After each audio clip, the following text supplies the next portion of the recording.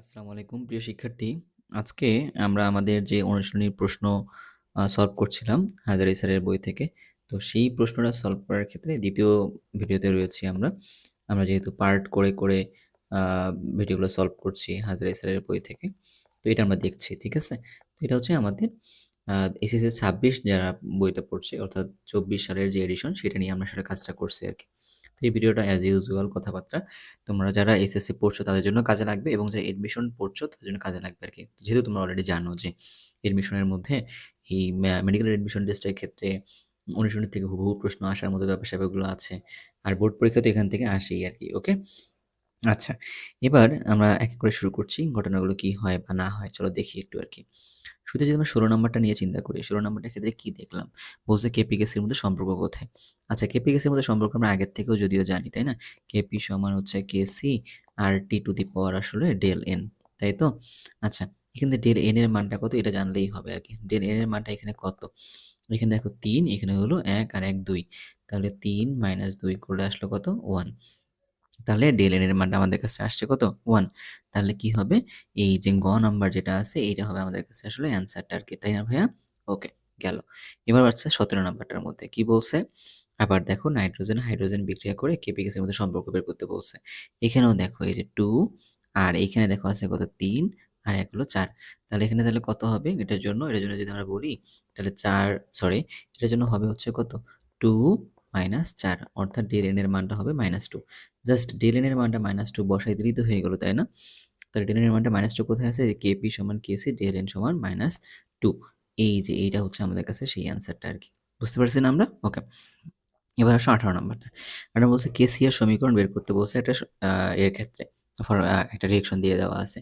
আগে একটু বলে রাখা ভালো যে কেপি বের করা যায় কার জন্য? গ্যাসের জন্য। আর কেসি বের করা যায় কার জন্য? গ্যাস আর লিকুইডের জন্য বের করা যায় আরকি, তাই তো? আচ্ছা, তাহলে সলিডের জন্য কিন্তু একটাও বের করা যায় না। সলিডের জন্য কিন্তু একটাও বের করা যায় না। তাহলে এই সলিড যেগুলো আছে তাহলে এটা বাদ। এই সলিড যেটা আছে এটা বাদ। তাহলে শুধুমাত্র আমাদের গ্যাসেরটাকে কাউন্ট করতে হবে, তাই তো? এখন আমরা জানি কেসি সমান আসলে কি? আমরা জানি কেসি বা কেপি যেটাই বলি না কেন উপরে কি থাকে? উপরে থাকে প্রোডাক্ট, নিচে থাকে রিঅ্যাকট্যান্ট। দেখো রিঅ্যাকট্যান্ট গুলো যেহেতু নাই, সলিড তাহলে সেটাকে আমরা 1 ধরে নেই আরকি, তাই তো? আচ্ছা, তাহলে শুধুমাত্র প্রোডাক্টটা উপরে যাবে। তাহলে কেসি সমান প্রোডাক্টের যে গ্যাস যেটা আছে কার্বন ডাই অক্সাইড ওর ক্ষেত্রে ঘনমাত্রাটা নিতে হবে। তাহলে কোনটা হবে অ্যান্সারটা? অ্যান্সারটা হবে হচ্ছে সি নাম্বারটা আরকি। আমি চেষ্টা করছি যতটুকু ডিটেইলস বলা যায়, ওকে? আচ্ছা, আরেকটা জিনিস বলে রাখা ভালো এই যে কেসি কেপি তুমি নিয়ে কাজ করতেছো না। কেসি কেপি কিন্তু কোনো একক নেই। কেসি আর কেপি কি নেই কোনো একক নেই। তাই তো? তাহলে এবার দেখি। দেখো গ নাম্বারটা বলছে কি এর কেপি এর একক কত? দেখো এটাতে কিন্তু একক নেই। তাহলে এককটা আসবে কোথা থেকে, তাই না? তাহলে অ্যান্সার তাহলে কোনটা হবে? অ্যান্সারটা হবে হচ্ছে ক নাম্বারটা। বুঝতে পারছি আমরা? ওকে, ক্লিয়ার। এবার যাচ্ছি হচ্ছে তাহলে পরের প্রশ্নের ক্ষেত্রে। পরের প্রশ্নের মধ্যে কি বলছে একটু খেয়াল করে দেখো তো ভালো করে। যে ২০ নাম্বারটায় বলল কি নাইট্রোজেন এবং হাইড্রোজেন মিলে অ্যামোনিয়া তৈরি করছে। এই বিক্রিয়ার জন্য সামুদ্রবুকের মান হচ্ছে কত? K1 আর পরে আরেকটা বিক্রিয়া দিছে তার জন্য বলছে হচ্ছে সামুদ্রবুকের মান কত? K2 বলছে K1 আর K2 এর মধ্যে সম্পর্ক বের করতে হবে আরকি। তাই না ব্যাপারটা? ওকে। তাহলে আমরা আগে কাজ করি। আমরা আগে K1 এর সমীকরণটা লিখি এখানে আরকি। ঠিক আছে? আমি এখানে লিখতেছি। K1 এর সমীকরণটা কত হবে আরকি? সমীকরণটা হবে হচ্ছে উপরে যেহেতু প্রোডাক্টে যায় অ্যামোনিয়া, তো অ্যামোনিয়ার উপরে তো অ্যামোনিয়া স্কোয়ার হবে। তারপরে কি হলো নাইট্রোজেন। নাইট্রোজেনের উপরে কিছু হবে না। কেন কি? এটা 1 আছে। তারপরে হাইড্রোজেন দিলাম, এটা ইনটু হাইড্রোজেন দিলাম। হাইড্রোজেন দিয়ে তার উপরে কত হবে? কিউব। এটাই হলো K1। তাহলে K2 এর মান কত হবে? তাহলে K2 এর মান যদি আমরা নেই, খেয়াল করে দেখো তো ভাইয়া কি হয়? উপরে যাবে হচ্ছে অ্যামোনিয়া, উপরে যাবে হচ্ছে অ্যামোনিয়া, অ্যামোনিয়া থার্ড ব্র্যাকেট। তার উপরে কি হবে? অ্যামোনিয়ার উপরে কিচ্ছু নাই। দেখো এখানে 1 যেহেতু আছে কিছু নেই। তার নিচে হবে কি? তার নিচে হবে নাইট্রোজেন। নাইট্রোজেনের উপরে কত হবে এবার? হাফ। কেন হাফ? কারণ এখানে হাফ আছে। হাইড্রোজেন আছে।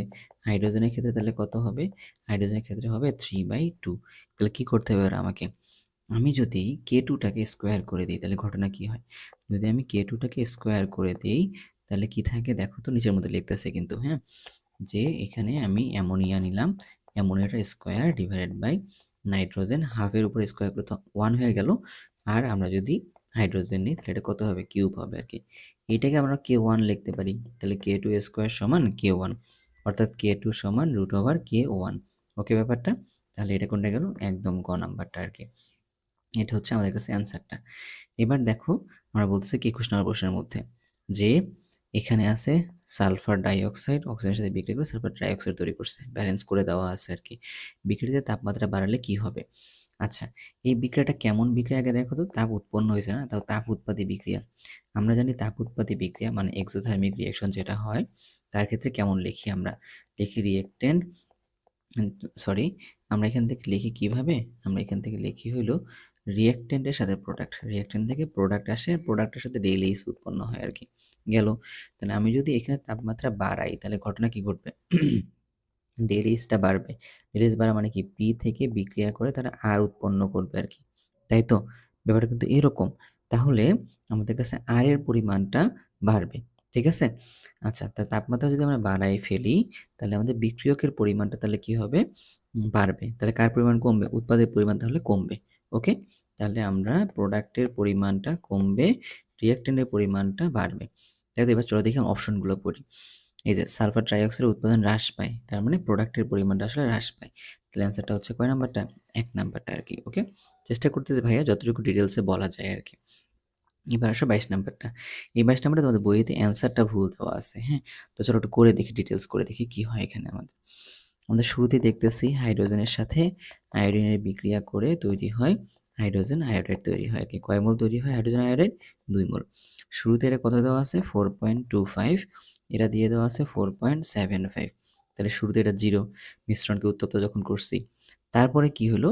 এই 4.25 থেকে আলফা পরিমাণ কমে যাবে, আবার 4.75 থেকে আলফা পরিমাণে কমে যাবে, আর এখানে তৈরি হবে 2 আলফা।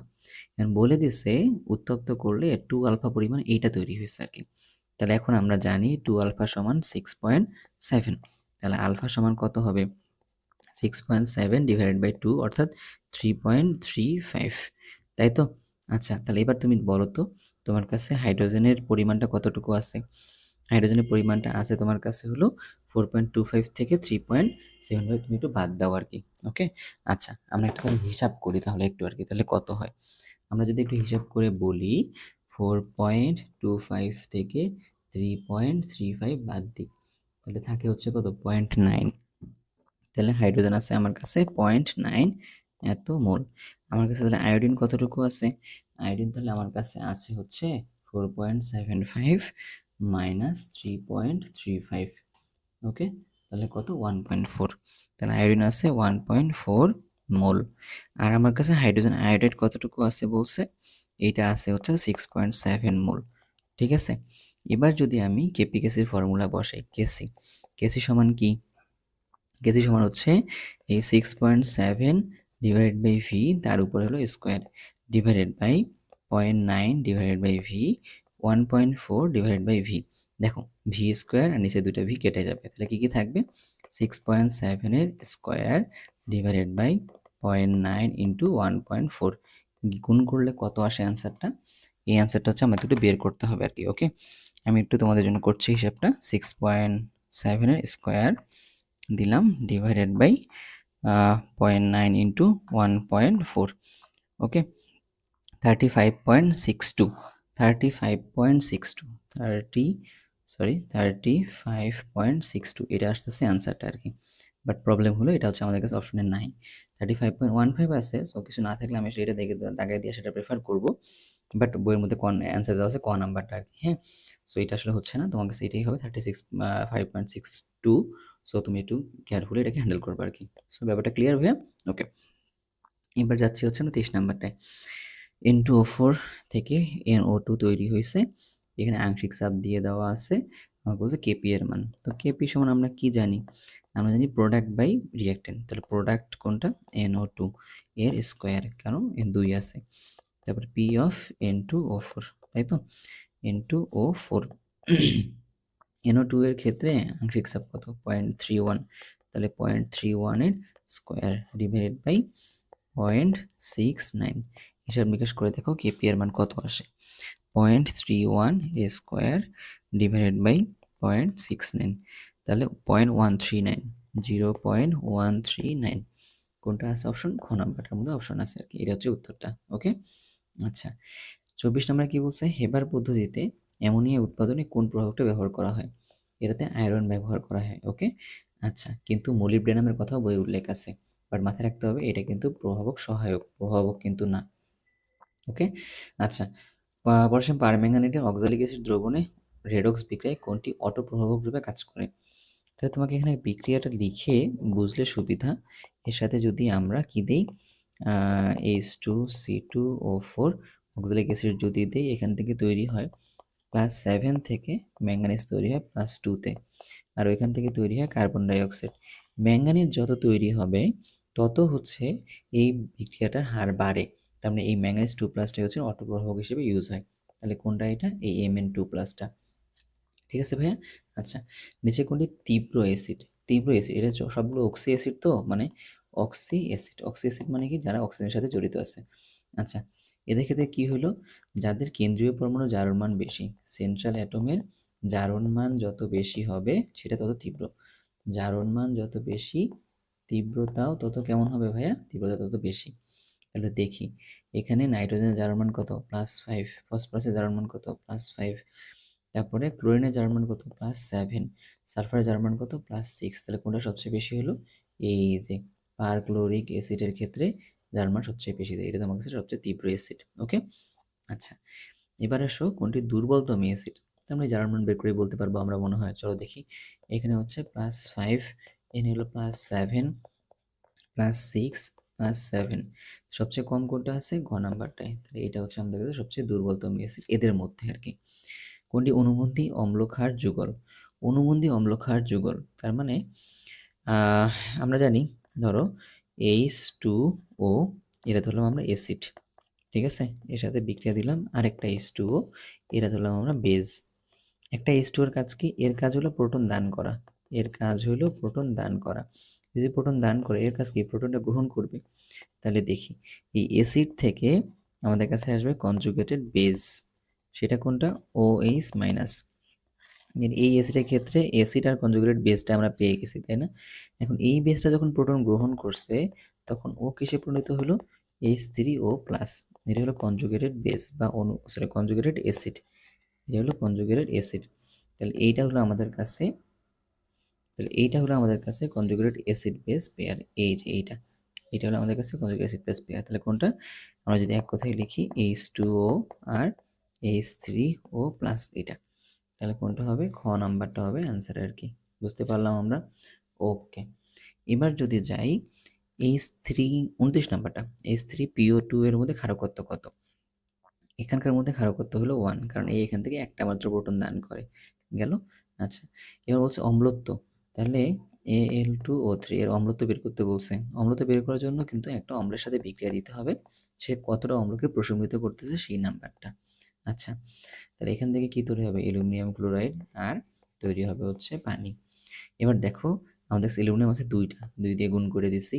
তাহলে ক্লোরিন হলো 6টা, 6 দিয়ে দিলাম, 3 দিয়ে দিলাম। তাহলে কি হলো? এইটা একটা বেজ যে কিনা 6টা অম্লকে প্রশমিত করছে, তাহলে এর অম্লত্ব তাহলে কত হবে? অম্লত্ব হবে হচ্ছে 6। ঠিক আছে, ওকে, এবার যাই। আচ্ছা, 30 নম্বর প্রশ্নটা আবার এখানে আসছে। তাহলে কোনটা এটা? এটা হচ্ছে, এটা অম্লত্ব হচ্ছে 6। এই যে NH3 এর অনুবন্ধী অম্ল কোনটা? তাহলে NH3, তাহলে ওর অনুবন্ধী অম্ল বের করতে বলছে, কনজুগেটেড অ্যাসিড বের করতে বলছে। তাহলে ও নিজে কি? তাহলে ও নিজে হচ্ছে একটা বেজ। তাই বেজের কাজ কি? বেজের কাজ হইলো কি করা ভাইয়া? দাঁড়াও, বেজের কাজ হইলো প্রোটন গ্রহণ করা আর কি। তাহলে ওর বেজের কাজ প্রোটন গ্রহণ করা, তাহলে সেটা প্রোটন গ্রহণ করবে আর কি।